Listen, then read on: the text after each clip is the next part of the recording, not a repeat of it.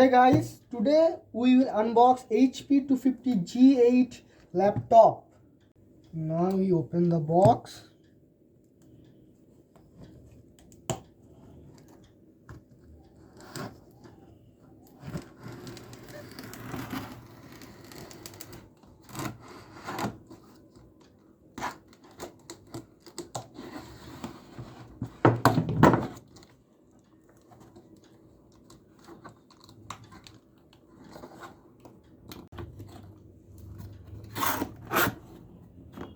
What's inside? The laptop with some instructions. Inside, and what's inside in the box? Power adapter and charging cable. Let's put this aside.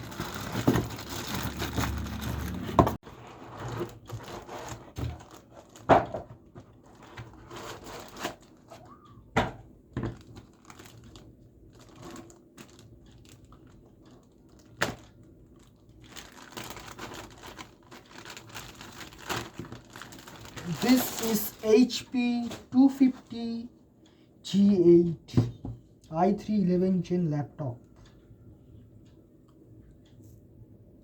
It has 8 GB of RAM and 512 SSDs. See here Intel Core i3 branding and also HP logo.